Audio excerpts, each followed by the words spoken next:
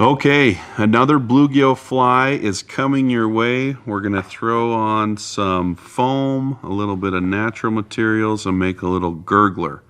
So gurglers are just as good as poppers in my opinion. They push water, they spit water, they float great, and they're super simple and cheap to tie.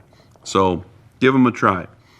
We're going to use a heavyweight black nickel competition hook from Fulling Mill.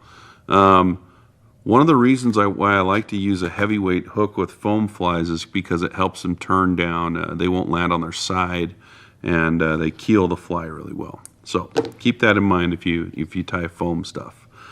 For this fly, we're just going to, this is a size 8 hook. We're going to dress it with 140 denier thread all the way to the back, and then bluegill aren't super picky, so instead of putting like a marabou tail or a hackle tail, I just want something that's not going to foul, as you're going to kind of just create a profile. You don't necessarily need a ton of movement on it, so I'm just going to use some calf tail. This is chartreuse dyed calf tail. I'm going to align it in a hair stack, or a hair stacker, is that what it's called? I'm losing my mind. I'm going to align it, but you don't have to align it. It comes off the tail fairly straight. So I've got a clump of it like that. Got my fancy peak stacker. And I'm using a fairly wide stacker for this much hair, because the wider the diameter, the easier the hair can kind of separate and all align. So I'm going to bang it on the, I won't do it on the desk because we're filming. I'll do it on the floor.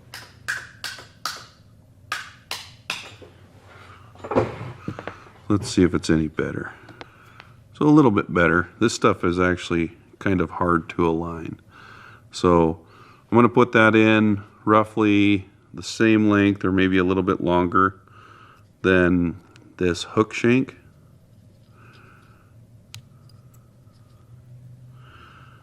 Tie that in. Got a little bonus piece of deer hair in there, and I'm going to leave it unless I can get it out. Nope.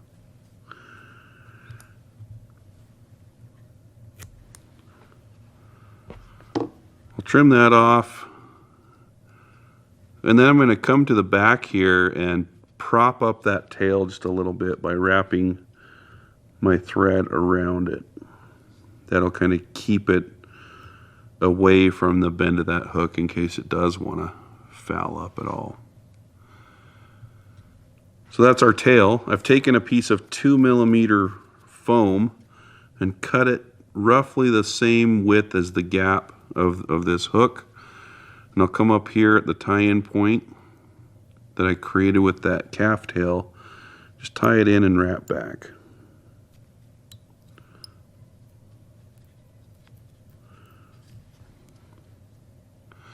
So it does not look pretty by all means, but that does the trick right there. And the body on this is really simple. It's just going to be woolly bugger chenille. This woolly bugger chenille has some really cool flashy properties to it. So I'll just strip some off the stem here, tie it in, and then wrap it forward.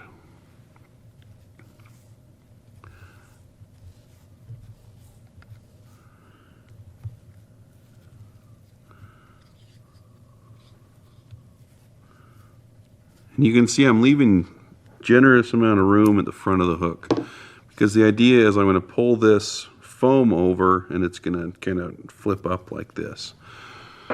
So I'm going to put some rubber legs in. I have these Chacon's barred, what are they called? Crusher legs.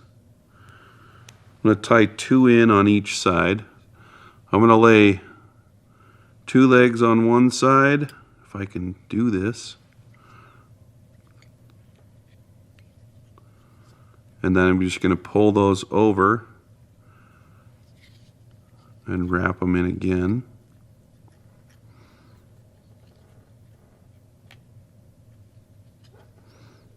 You can see that the thread got pushed all up to the eye. And now we have some ratty little rubber legs tied in.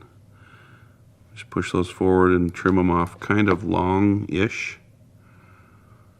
And now a little trick to get your popper head to stay up. So I like to take a little bit of dubbing to finish off the fly.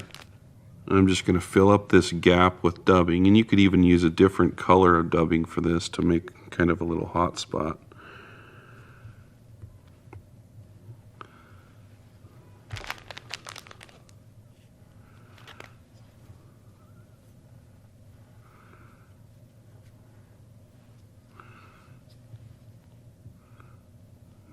Now I'll make kind of a bump of dubbing up by the eye and finish my thread right in the middle of that thoraxy looking thing.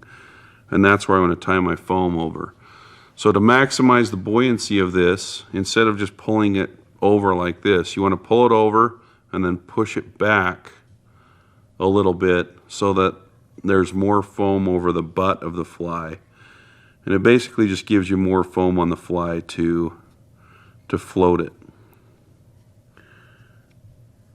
So we'll go like that.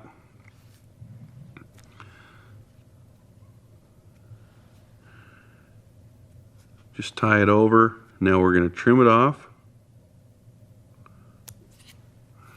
We've got a little face right there, and now just to reinforce that head again, I'm going to lay it on top of itself again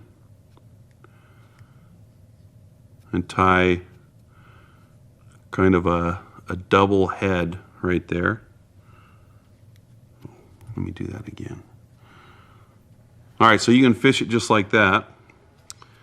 And as you can see, I've already tied this once, but I'm going to line it up the way it should be now, just like that. So we're gonna tie in another little piece of foam right on top of that, and we will trim it off right about there. You really don't need to super glue that down or anything.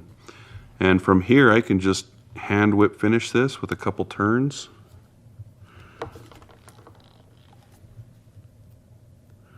Make sure that my legs are all pointing the way I want them. And that's pretty much it. Just a little simple bluegill gurgler that's going to have plenty of movement with those legs. It's going to be fairly buoyant, and it will catch you a lot of bluegill. So I did this in chartreuse. Feel free to try it out in natural colors. Black, white, tan, all those colors. Bluegill eat it all.